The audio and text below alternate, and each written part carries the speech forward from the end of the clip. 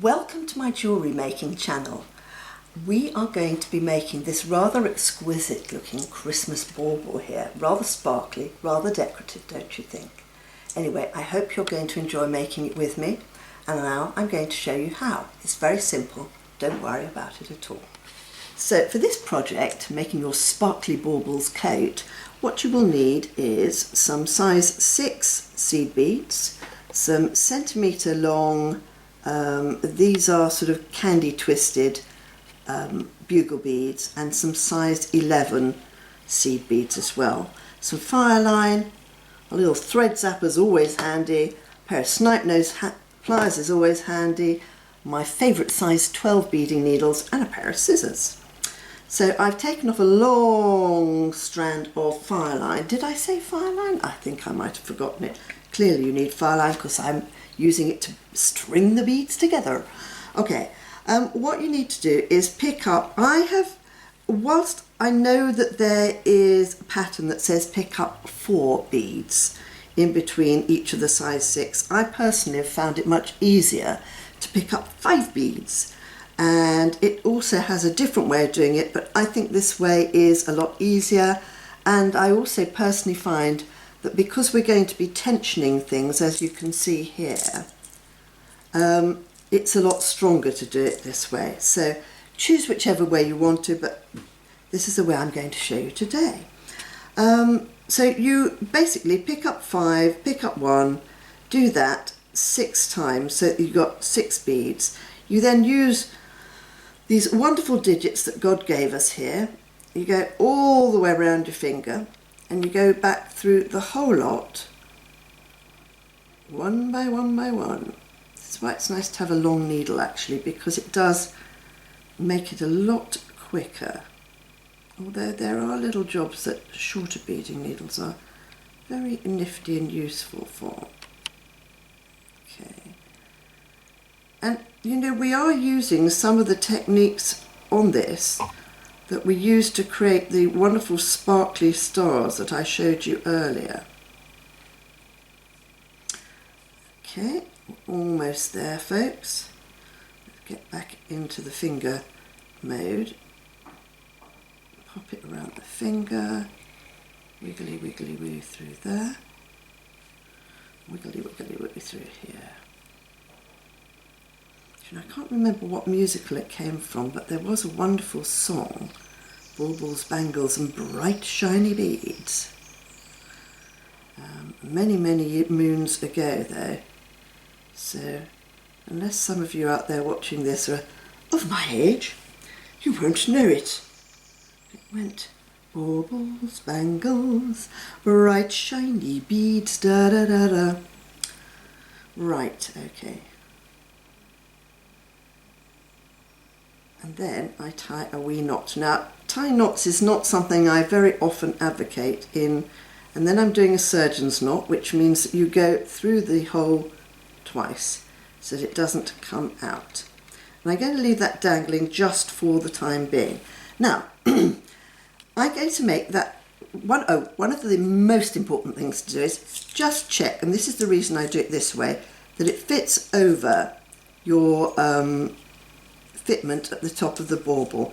This is why I have put 5 on, and they appear to do 4 in the pattern, but I find it fits better this way. Right, and then the next thing you're going to do is you are going to pick up 3 of these.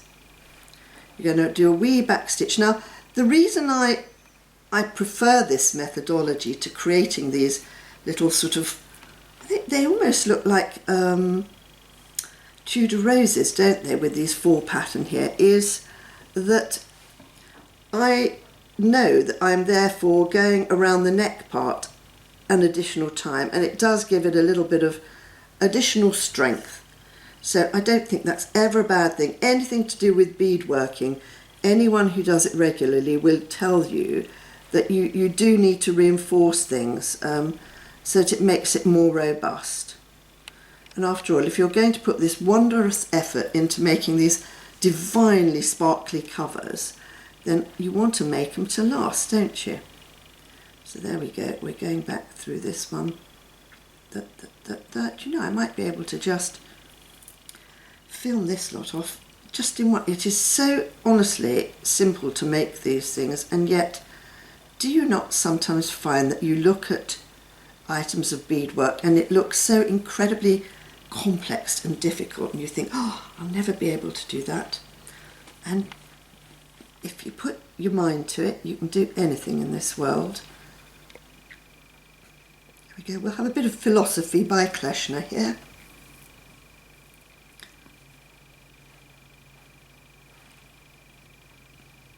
There we go. So I'm going back to the first one I went through. I'm going to reinforce this one. I'm going to go up here. And I'm going to go through here. And then we're going to start making the netting part of it. I'm going to get my zapper now. And I'm going to engage the button on the side of zapper to take that little bit off. This is why I like this tool, because you can get in really close. You're not in danger of destroying everything that you've created, and it just whips it off. Right, now comes the easy, well, the exciting part really. You pick up one of your size 11s, one bugle bead, one size 11, 1, 2, 3, 4 size 6s. You pull that all the way down here, and you then literally take your needle all the way round. Now it's way down, right, sorry, all the way around this way. Go back on itself. Put the needle round so that you are, in essence, making another one of those, like we have up here. If you want to make it, reinforce it properly, you can go through it again. You don't necessarily have to, because this fire line is meant for has got a weight of 6 pounds. Now that's either if you're a fisherman or even a fisherwoman. That's more than you're going to put on it or in it, but it's nice to reinforce things sometimes, I find, because we're dealing with things with little sharp edges, and occasionally they need a little bit of extra help. So there we go. Oh, hello. Going over my pins here. That will never do, Kleshna. Right, there we go. Let's pop that over there. We then pick up another size 11 bead. We pick up another bugle bead, another size 11 bead, and we go through the very first lower part on our little rows up there. And there you've made your first point. Oh, hello. Getting hooked up onto my corners again. And then you repeat that. You pick up a size 11, a bugle bead, a size 11, pick up 4 of these, 1, 2, 3, 2, 3, 4 size 6s, pull it all the way down to the bottom here. Sorry about this, I'm getting all tangled up, aren't I, here? I always look at people when they're doing YouTube and think, gosh, how compromising it must be for them, because bits fly out of the frame. Then you go through here. I'm just going to hold this down so that I can, because I'm using a fairly long piece of thread here. Now there you go. Either reinforce this by going through here and down. You don't have to reinforce it. It's just I am paranoid about anything I spend my valuable time making coming apart or asunder. So I kind of like reinforcing it especially at sort of different parts where you might get pressure or you might get, you know, potential cuts on things. So I think reinforcing and reinforcing is very, very important when I'm doing beadwork. There we go, through there. I'm then going to pick up another size 11. I'm going to pick up another bugle bead, another size 11, and I'm going to go through the bottom of this bead. And I'm going to leave you so that you can do that part yourself. Now you should have a little star that looks rather like this. So it should have 1, 2, 3, 4, 5, 6 points on it. At which point it's not a bad idea again to fit it over your bauble. Yes, that fits, that looks rather snug and beautiful. And just so you can see better, I'm going to show you what happens next. So we pick up a size 11, we pick up a bugle bead, another size 11. You know, this is really simple, folks. I'm sure that you will have cottoned on to the fact now. Now you can either take that off again now. Let's pop my bauble over here and that in my sight line again. And we're going to literally go down on to the next row down and do exactly what we did on the first row. It normally takes to cover this particular bauble, which I've have in a kit here, and then we pick up another size 11. Sorry, I'm just interrupting myself. Crazy concept that, isn't it? When you're talking to yourself on camera, interrupting yourself to tell somebody about what you're doing. There we go. Clearly you will see that you get a much bigger diamond here, okay, because we're going around a bigger circumference. But that does not matter. You'll see why when I finish doing this particular row, which either you can watch me do or you can go away and have a little break. But actually, as it doesn't take that long to do, let me ask Cecil B. DeMille up here what he thinks. Shall we carry on doing it? Yeah, she'd give me the thumbs up. We'll carry on doing this. So there we go. Let's tamp out these here. You see, look, it's really whizzing round. Gosh, I mean, you can bauble until your heart's delight, can't you, here? There we go. And what I find that I like to do is that at each different stage of this, I refit the bauble to see how I'm doing row on row.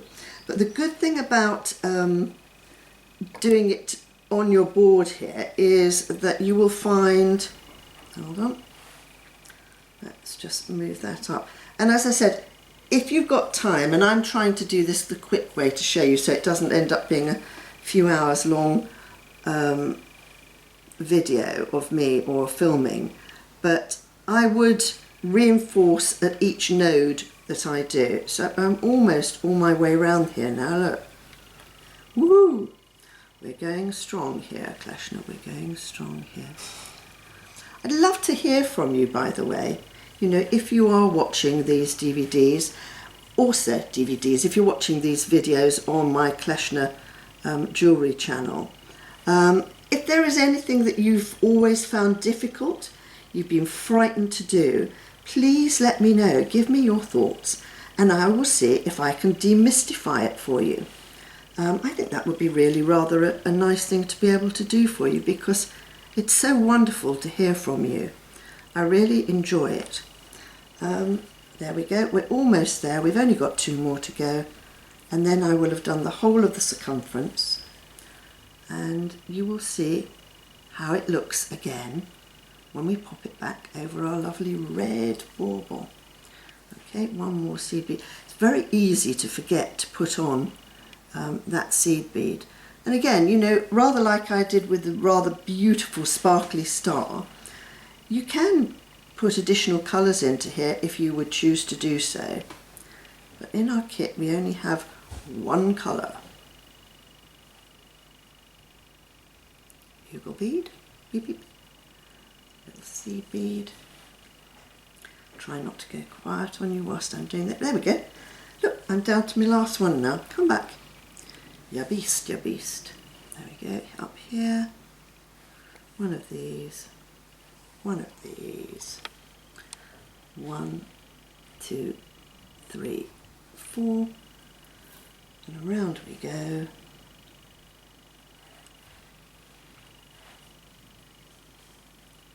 Pick up one of the 11s, one of the, rather, I have to say I really love these twisted bugle beads. They make them even more sparkly than normal. Right, here we go. Right, I come back to where I started, and then in order to tie it in properly, I'm going to go down to the next one here. Can you see? And I'm going to go all the way around here so that it doesn't kind of unravel. So it gives it a little bit of extra tension. Otherwise it's quite simple if you just leave it at that for it to, and I'm missing out when I'm going around in these 4 corners. Let me just show you. I don't know if we can catch this.